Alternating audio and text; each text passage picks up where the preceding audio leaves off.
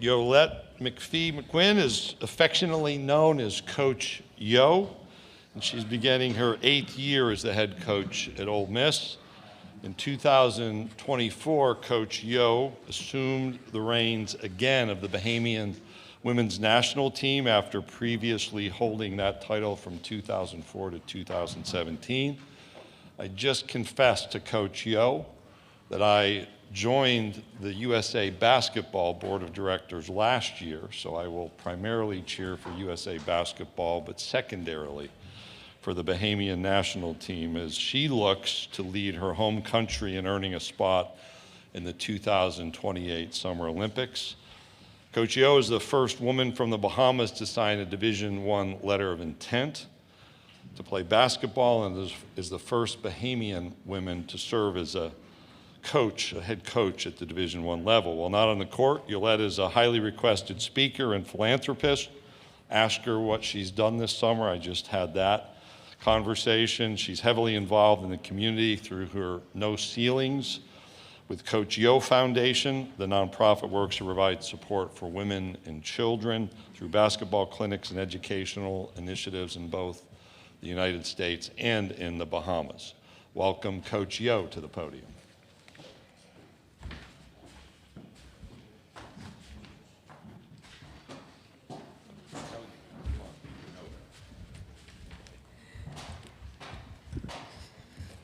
All right, I think it's still morning, so good morning, everyone. Cannot believe this is my 8th year. I was just saying that I'm one of the old heads in the league now. But I'm incredibly grateful to be a part of the Southeastern Conference. Every day I wake up, I'm excited to be the head coach at Ole Miss. Looking forward to another great season for our league and also, for us in Oxford. So pretty much gonna just open it up for questions and we can kind of just go from there. Thank you, Coach Yo. If you have a question, raise your hand. Emma or Kelly will get you a microphone. We'll start in the back over here on our left. Coach, Patrick? Coach Yo, I haven't had a chance to meet you, but have watched and been a fan from afar. You just said year 8. From year 1 to year 8, how have you grown as a coach, and what would you say your mindset approach is now with all you've experienced thus far? Well, I want to say I meet a lot of cool people, but I'm fangirling right now because I'm a fan of yours as well.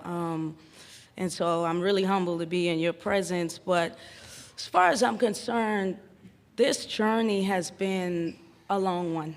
It was funny that you asked that because on the way here from the airport, I was telling my players that are here seeing the program where it is now, that I used to hate coming to SEC Media Day because they would put my name and then my record.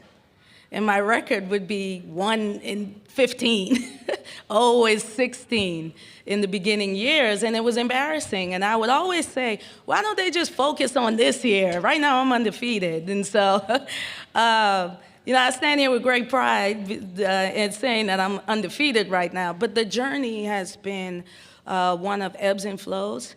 On a serious note, it has grew me up. This league is not for the weak. They take no mercy on you, so I don't remember anybody feeling bad by beating me by 60 and 50 points when I first started. And it gives me great pride now that our program is where it is, and we're looking forward to continue to grow. As far as personally, just growing spiritually, sometimes you got to get knocked down, and I got knocked pretty good, so just leaning on my faith and my belief in Christ and just running with it. Okay, we'll go here in the center section, about in the middle. Hey, Coach. Wilson Jackson with the non-basketball. We've talked Yes. before. You lose 2 key players like a KK Deans and a Madison Scott, but you get, 9 newcomers to the team. I mean, you could just go down the list, with the players that you have. I just wanted to ask, how do you replace them, and, what are your biggest expectations for the newcomers coming into this program? Yeah, at Ole Miss, we don't really replace. We kind of try to reload. We lost Shakira Austin, and everyone said, how do we replace her? The next year, we go to the Sweet 16. Madison Scott and KK Deans. And I mean, we graduated 6 players, and they're all right now playing professionally. Our focus was just reloading with what we felt like we needed. With the return of Sirachinu still being on the team, Christine Iwala, we felt like we had 2 core starters, and we wanted to build around that. And I thought with the help of my administration, we were able to put, I guess people say, the number 2 portal class in place, and just looking forward to seeing how we mesh. Follow-up, you mentioned Sirachino. Yeah. What is the next step in her development coming into her sophomore season?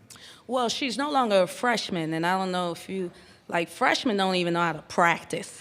So she knows how to practice. She walked in the conditioning test this year and passed it on the first try.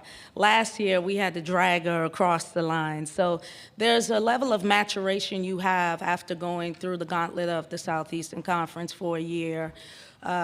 Looking for her to just continue to develop. I think Sierra has a chance to be one of the best players in the SEC when this is all said and done. Maybe not this year, but for her whole career. I'm really excited about her growth, and her body looks great, and she's just experienced, and that goes a long way. Coach, we'll go over here to our right. Ethan Westerman, Whole Hog Sports. You said the SEC is not for the weak. What did those first couple years at the job, what did you learn about yourself and have to grow in to set yourself up for what's come after that? Man, I would have to write a book. It took me to my knees plenty times, that's for certain. But just the league is just so full of talent. People were up in arms that the media picked us 6. And then I looked at who they had ahead of us, and that is how good our league is. And we had a team that finished 9th that lost in the Sweet 16 last year. You know what I'm saying? So, the league is just so talented. You pretty much have to be ready for a fight every single night. For me and in this group, it's all about figuring out how to sustain throughout the course of the season, the ups and the downs, and just continuing to be competitive. And if it's anything that has taught me, is not to get too high or not to get too low, just stay even-keeled. We'll go straight in front of the podium, about 4 rows back. Hey, Coach. Carlos Garcia, 16 WAPT.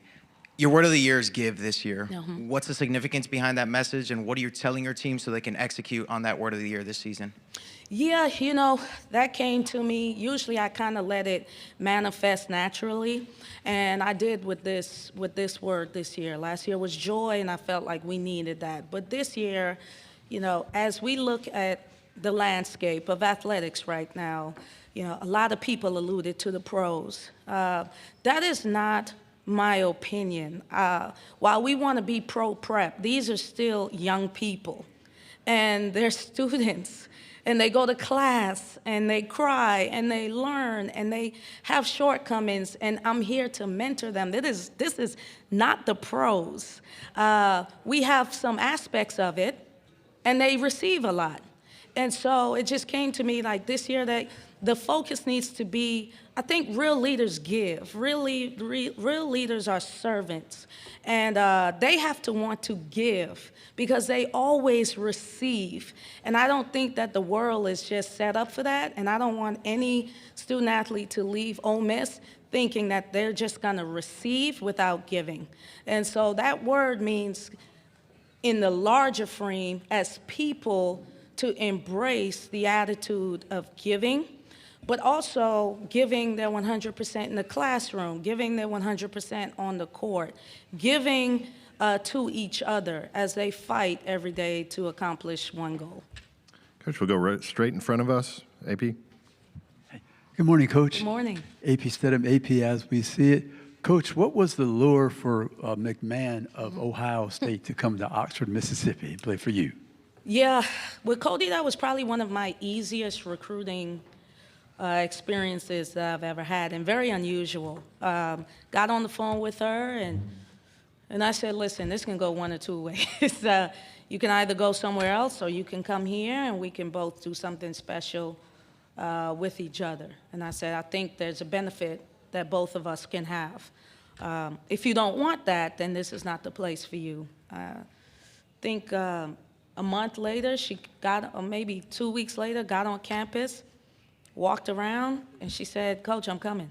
I mean, it was really that. Actually, she committed before she came on the visit. And I said, "Nah, you need to come see this first, because I don't need you changing your mind." And so she came, walked around maybe for 5-6 hours, and said all classrooms look the same. Just show me the gym and the weight room, and that was it. And if I can have if I can get every All-American to just come and treat me as such, I will be in for a good ride. But it was very seamless. She was looking for something different. She's a graduate of Ohio State, so she has fulfilled her obligation there, and I thought we were just a great match for each other. Coach, we'll take one final one back to our right. Caroline Dardo, Newswatch. After the 50 years have closed, how are you looking to shape the next 50 years in encapsulating the culture of Ole Miss with these new transfers? Yeah, you'd have to talk to Keith to see if I have another 50 in me. But, I just try to live in the present and try to make our alums proud. We constantly have them come on campus. I don't take for granted the fact that I have full access to Carol Ross and Van Chancellor. And, I mean, they hit me all the time. Peggy Gillum is always there, Arminty Price Harrington. I have an alum on my staff, and so several.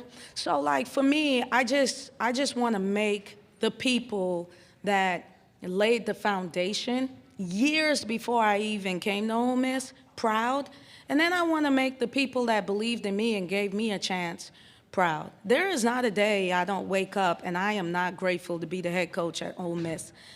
This is just not something that I just do off the whim. I am completely grateful and proud, and every day I try to show that with joy when I come to work.